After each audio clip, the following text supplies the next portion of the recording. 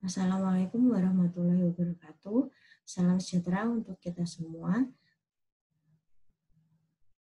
Berjumpa lagi di praktikum Python yang kedua.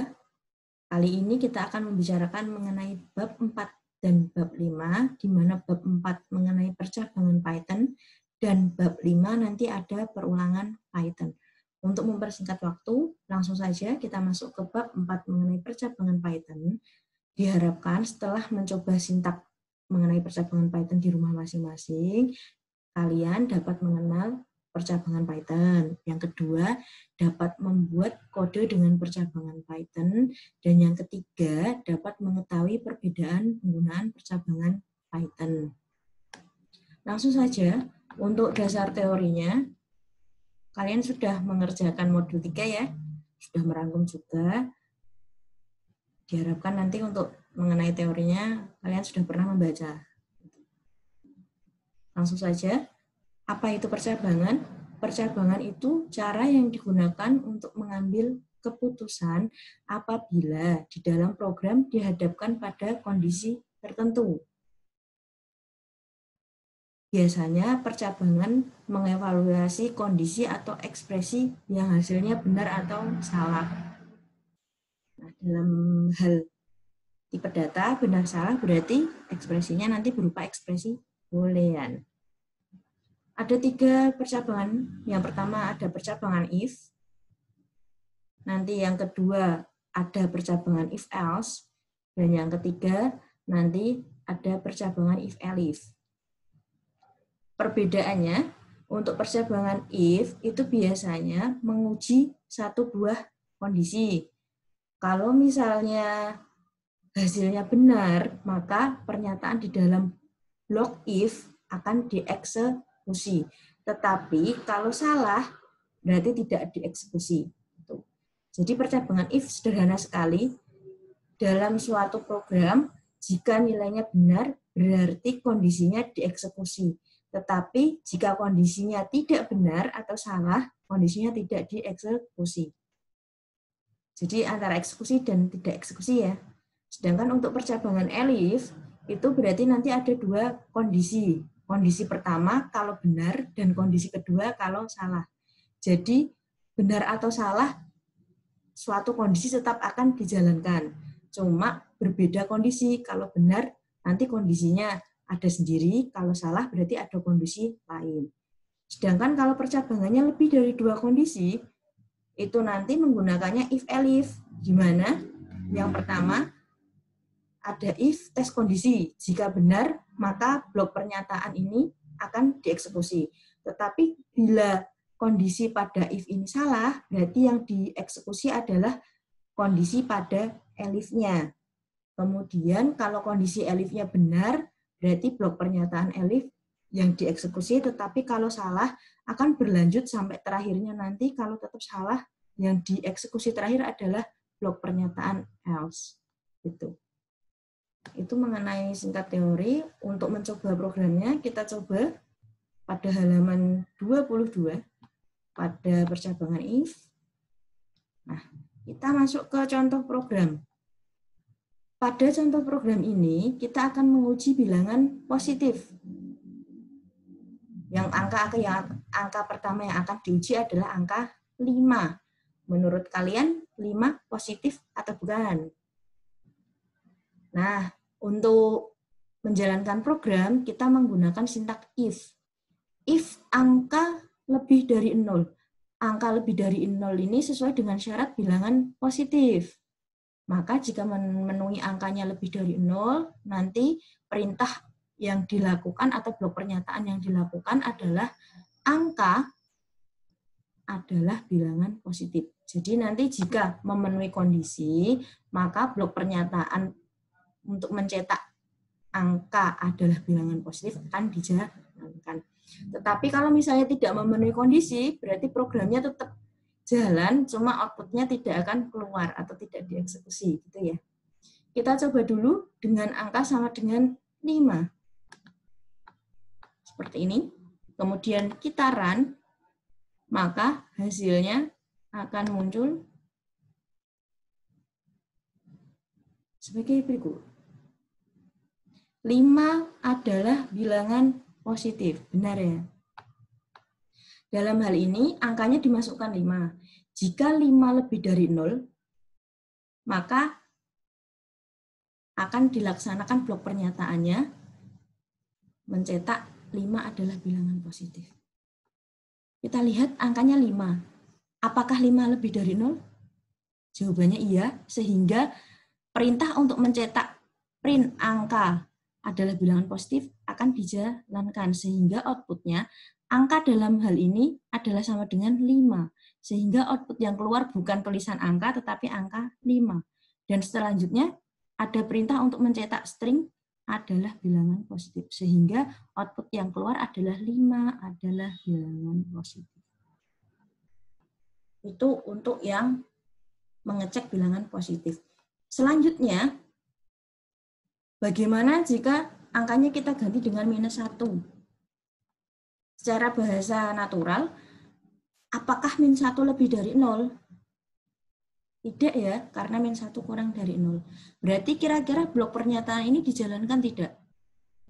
Karena tidak memenuhi syarat, berarti blok pernyataan ini tidak akan dijalankan. Kita coba run dulu. Kita coba run ya. Hasilnya karena blok pernyataan tidak dijalankan karena syaratnya salah, maka program tidak dieksekusi. Karena program tidak dieksekusi berarti outputnya kosong. Kemudian bagaimana tanda-tanda program itu tidak dieksekusi padahal sudah di-run gitu ya. Tandanya silahkan dilihat di sebelah kanan, ada tulisan sukses 4,37 detik. Nah, ini tandanya programnya sudah dijalankan, tetapi pernyataan bloknya tidak dieksekusi. Berarti tidak ada kesalahan dalam program, cuman gara-gara pernyataan bloknya tidak dieksekusi, makanya outputnya kosong. Itu untuk yang kondisi if saja.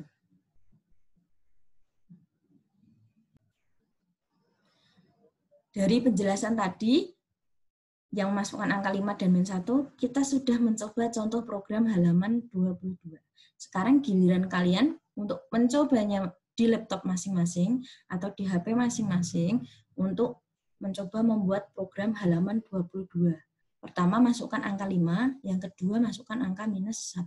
Dua-duanya dijalankan ya. Kalau sudah, sambil kalian mengerjakan, saya akan melanjutkan mengenai penjelasan berikutnya. Untuk materi selanjutnya ada mengenai if-elif. Kita lihat contoh programnya. Pada contoh program akan dibuat program untuk menguji apakah sebuah bilangan positif atau negatif dan menampilkan pesan ke monitor. Contohnya, misalnya kita tentukan variabelnya adalah bilangan.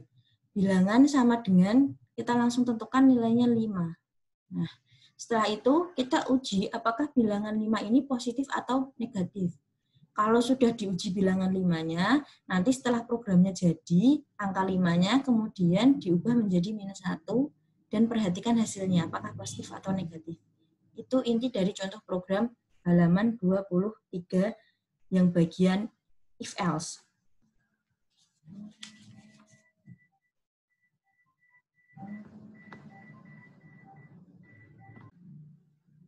Kita coba program ini langsung ke sandbox-nya. Kita tulis judulnya dulu, kemudian kita tentukan bilangannya sama dengan 5, kemudian kita buat programnya. Pertama, kita buat dengan if tentu saja, karena kita mau mengambil keputusan dia positif atau negatif. If, syarat bilangan positif itu tentu lebih dari 0. Sedangkan bilangan negatif kurang dari 0. Selanjutnya, bagaimana dengan 0? Gitu ya. 0 itu bukan positif, bukan negatif. Dalam program ini, untuk berjaga-jaga saja angka 0 biar bisa dimasukkan juga, maka bilangan harus lebih besar sama dengan 0. Jadi jika input bilangan yang kita masukkan ini lebih besar sama dengan 0, maka blok pernyataan yang dieksekusi adalah print positif atau 0. Jadi nanti keluar outputnya positif atau 0, kalimat itu. Tetapi jika bilangan angka bilangan di sini tidak memenuhi kondisi bilangan lebih besar sama dengan 0, maka nanti yang dijalankan adalah kondisi pada else-nya, yaitu disuruh cetak bilangan negatif. Itu inti dari if else. Perlu diperhatikan, di sini ada else dan titik 2. Syarat mutlak else dan titik 2 jangan menggunakan spasi. Jika menggunakan spasi, program tidak akan jalan. Itu perlu diperhatikan ya. Sehingga karena di sini bilangannya sama dengan 5, apakah 5 lebih besar sama dengan 0? Jika jawabannya iya, maka akan dicetak kalimat positif atau 0. Tetapi jika jawabannya tidak, nanti yang dicetak adalah bilangan negatif. Kira-kira nanti hasilnya positif atau 0, atau yang bilangan negatif yang dicetak? Tentu saja hasilnya karena 5 lebih besar sama dengan 0, outputnya adalah positif atau 0. Kita sudah mencoba 5 ya. Kemudian bagaimana dengan min 1? Nah, kita coba outputnya kita ganti di sini. Oh, maaf, inputnya kita ganti di sini jadi minus 1. Kemudian, apakah min 1 lebih besar sama dengan 0? Karena jawabannya tidak, otomatis nanti blok pernyataan yang dieksekusi adalah yang else-nya, bilangan negatif. Kita buktikan, setelah kita run, hasilnya adalah bilangan negatif. Itu untuk yang masalah if else-nya. Silakan untuk halaman 23 contoh program if else-nya, kotak yang paling atas, silakan dicoba. Setelah programnya jadi, jangan lupa yang diuji bilangannya sama dengan 5, dan yang bilangan negatifnya atau bilangan bawahnya adalah minus 1. Jadi yang diuji adalah 5 dan min 1. Selanjutnya untuk percabangan if-elif. Untuk contoh percabangan if-elif-nya, kita langsung saja ke halaman 23 juga, kotak yang paling bawah. Dalam hal ini, kita akan membuat program untuk menguji apakah sebuah bilangan adalah bilangan positif, 0, atau negatif. Kalau di program if-else tadi positif dan 0 jadi 1, kalau program if-elif kali ini kita akan mencoba positif dan 0-nya kita pisah. Jadi ada 3 kemungkinan blok pernyataan. Yang pertama positif, 0, dan negatif. Sehingga nanti ada 2 kondisi gitu ya. Yang pertama kita akan mencoba angkanya nanti 5,5. Jadi dalam program kita yang pertama adalah membuat variabelnya dulu. Variabel yang kita gunakan adalah bilangan. Ini ya. Nah, variabel bilangan ini kita isikan 5,5 untuk percobaan. Kemudian karena kita akan menginginkan outputnya nanti positif 0 atau negatif, berarti ada 3 kemungkinan, maka kita menggunakan if, elif, dan else. Sehingga kondisi pertama, if, jika variabel bilangan ini kita isikan angka yang lebih dari 0, maka program akan menjalankan blok pernyataan cetak bilangan positif. Tetapi jika tidak memenuhi, kemudian kita uji kedua, apakah bilangan yang kita masukkan ini itu sama dengan 0. Kalau misalnya jawabannya iya, maka program akan mencetak pernyataan 0. Tetapi kalau ternyata tidak lebih dari 0 dan tidak sama dengan 0, maka mau tidak mau program akan otomatis mencetak yang else-nya atau bilangan negatif. Karena 5,5, apakah 5,5 lebih dari 0? Tentu jawabannya iya. Sehingga program akan mengeksekusi blok pernyataan bilangan positif. Gitu. Kalau dia sudah mengeksekusi blok pernyataan pertama, otomatis yang program selanjutnya tidak akan dijalankan karena sudah memenuhi kondisi yang awal. Sehingga ketika kita run, berarti hasilnya nanti akan muncul bilangan positif. Seperti itu. Kemudian, coba kita angkanya kita ganti bukan 5,5 lagi ya, tetapi kita ganti 0. Seperti ini. Apakah 0 lebih besar dari 0? 0 itu sama dengan bukan lebih besar, berarti jawabannya tidak. Sehingga blok pernyataan cetak bilangan positif tidak akan dijalankan. Dia akan masuk ke kondisi selanjutnya. Pertanyaan selanjutnya yaitu apakah bilangan, di mana bilangannya kita isikan sama dengan 0, itu sama dengan 0? Karena jawabannya iya, maka nanti yang dicetak oleh program atau dieksekusi oleh program adalah cetak 0. Sedangkan else-nya tidak akan dieksekusi. Kita coba, berarti nanti output-nya akan keluar 0. Begitu juga kalau misalnya kita ganti, bukan 0, misalnya ya, negatif 5,5. Kalau misalnya seperti ini, berarti apakah minus 5,5 itu lebih dari 0? Tentu saja jawabannya tidak. Karena tidak, otomatis blok pernyataan bilangan positif tidak akan dicetak. Kemudian kita tes pada kondisi kedua. Apakah bilangan minus 5,5 itu sama dengan 0? Tentu saja jawabannya tidak. Sehingga blok pernyataan 0 ini tidak akan dieksekusi. Dan yang terakhir, karena tidak memenuhi dua pernyataan ini ya, otomatis yang dieksekusi adalah yang terakhir. Sehingga output-nya nanti akan muncul bilangan negatif. Nah, itu. Nah, dari sini silahkan contoh program if-elif ini, coba kalian kerjakan sintaksnya. Kemudian silahkan bilangan yang perlu diuji bukan 5,5 lagi, tetapi perlu diperhatikan bilangan yang diuji adalah 2 digit NIM terakhir kalian. Contohnya jika NIM kalian 1901019, berarti belakangnya adalah 19. Berarti bilangan ini silahkan diuji 19, 0, dan minus 19. Coba diuji ya. Nanti bagaimana output yang keluar, apakah bilangan positif, 0, dan bilangan negatif. Jadi saya ingatkan, untuk program halaman 23 ini yang kalian coba bukan angka 5,5, 0 maupun min 5,5, tetapi yang pertama 2 digit terakhir NIM kalian dalam positif, kemudian 0, dan negatif dari 2 digit NIM kalian. Itu. Kalau sudah, kita lanjutkan ke bab selanjutnya mengenai perulangan. Sesuai dengan namanya, berarti nanti akan terjadi perulangan suatu program atau suatu sintak yang dimasukkan. Kalau diulang-ulang tentu kalau tidak berhenti, nanti program akan terus berjalan. Jadi ada batas berhentinya. Untuk perulangan pada Python, nanti ada 2 jenis perulangan. Yang pertama menggunakan sintak while, dan yang kedua nanti menggunakan sintak for.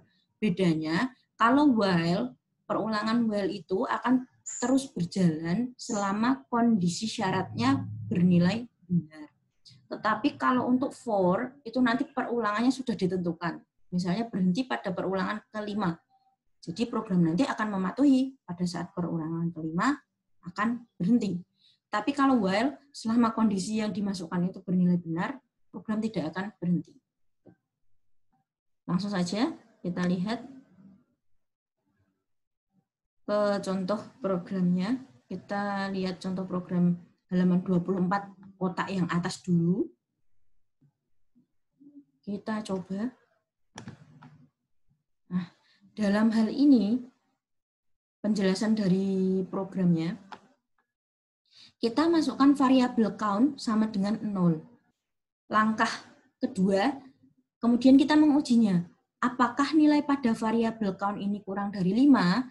Kalau jawabannya iya benar, maka program akan mengeksekusi blok perintah cetak angka, maksud saya cetak the count is count-nya sendiri. Setelah dicetak, program akan melakukan perhitungan count itu sama dengan count ditambah 1. Kemudian kalau sudah melakukan perhitungan sampai di sini, program akan jalan terus hingga sampai terakhir. Untuk penjelasan programnya seperti ini. Ini ya. While count sama dengan 0. Berarti pertama kita count-nya sama dengan 0. Yang kedua, perintah while count kurang dari 5. Itu merupakan suatu pertanyaan. Apakah count kurang dari 5? Jika jawabannya iya, berarti dieksekusi. Berarti kalau jika jawabannya tidak, stop atau tidak dieksekusi. Program selesai. Jadi intinya, blok pernyataan print dan count di bawah while ini itu merupakan yang dieksekusi jika jawaban syarat count yang dimasukkan di samping while ini bernilai benar atau iya. Kemudian perintahnya suruh mencetak the count is count. Kenapa di sini 0? Karena di atas count-nya sama dengan 0. Jadi count di sini yang dimasukkan bukan kalimat count, tetapi angka count-nya itu sama dengan berapa. Sehingga di sini 0. Ya. Kemudian yang kedua, kalau sudah mencetak itu, count-nya ini akan dihitung sama dengan count. Count perlu diingat sama dengan 0 ya. Berarti 0 tambah 1 didapat count yang baru sama dengan 1. Count sama dengan 1, diulang lagi dengan program while-nya lagi. Apakah count sama dengan 1 ini kurang dari 5? Tentu jawabannya iya, sehingga program akan mengeksekusi perintah cetak, yaitu the count is 1. Dari sini ya, count berarti count-nya sudah jadi 1. Jadi bukan yang 0 lagi, sudah berubah jadi 1. Kemudian, kalau sudah di sini seperti biasa, count-nya menghitung kembali. Count ditambah 1. Count-nya bukan 0, tapi sudah pindah jadi 1. Jadi count yang baru untuk kedua kalinya berarti 1 tambah 1 sama dengan 2. Nah, program ini akan terus diulangi sampai nilai count-nya sama dengan 5. Karena ketika count-nya sama dengan 5, 5 kurang dari 5 jawabannya salah. Sehingga kondisi program while akan berhenti. Ketika program while sudah berhenti, ada perintah baru, yaitu disuruh mencetak goodbye. Sehingga nanti hasil output-nya akan muncul seperti ini. Ketika kita run hasilnya, nah, ini hasilnya. Yang pertama, the count is 0. Yang kedua, the count is 1, 2, 3, 4. Dan yang terakhir, karena sudah selesai ya, gitu. Itu untuk perulangan while-nya.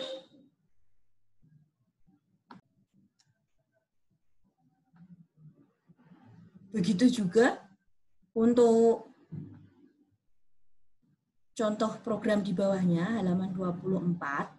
Berarti nanti dicoba ya, ada 2 contoh program pada halaman 24, yaitu yang pertama menggunakan while untuk mencetak the count is dan goodbye, dan yang kedua untuk mencetak total perulangan. Silakan keduanya dicoba.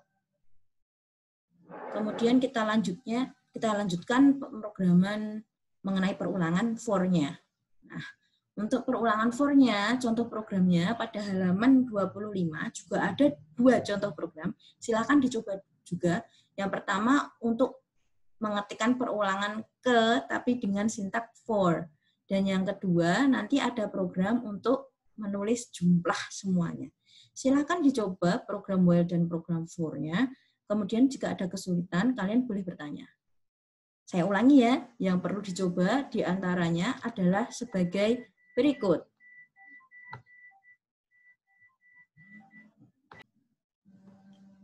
Yang pertama, yang perlu dicoba ada pada halaman 22. 22 yang dicoba adalah contoh program if-nya, bilangan positif.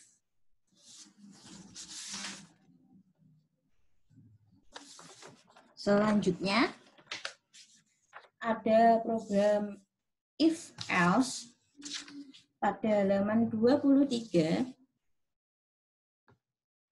Silakan dicoba juga. Oh ya, untuk program if-nya nanti silakan angkanya dimasukkan 5 dan min 1. Selanjutnya ada program percabangan if else pada halaman 23. Ini ya. Ini juga silakan dimasukkan angkanya 5 dan min 1. Kemudian untuk percabangan if elif, silakan dibuat juga contoh programnya yang ini. Nah, untuk contoh program if elif ini nanti ada perbedaan di mana bilangan yang harus dimasukkan adalah 2 digit terakhir, kemudian 0 dan negatif 2 digit terakhir. Nah, kita cek apakah nanti outputnya muncul bilangan positif, 0 atau bilangan negatif. Silakan dicoba juga halaman 23. Selanjutnya ada halaman 24 yang dicoba nanti ada 2 contoh program. Yang pertama, while kita mencetak the count is dan goodbye-nya. kita lihat bagaimana nanti bentuk outputnya. Dan yang kedua, silahkan dicoba juga contoh program di bawahnya mengenai total perulangan. Setelah itu yang perlu dicoba lagi ada pada halaman 25, di mana contoh program yang dibuat adalah mengenai for. Yang pertama, untuk mencetak perulangan ke dengan sintak for, dan yang kedua, untuk menentukan jumlah suatu bilangan dalam variabel numbers. Nah, kalau sudah semua, silahkan nanti hasilnya seperti biasa sesuai dengan panduan nomor tata cara nomor 2, silahkan dibuat dalam Microsoft Word sintaksnya dan outputnya boleh di print screen. Setelah itu kirimkan via email. Itu absen kalian untuk praktikum kedua kali ini. Sampai di sini, kalau misalnya ada kesulitan, silahkan jangan sungkan untuk bertanya. Terima kasih atas perhatiannya. Selamat belajar.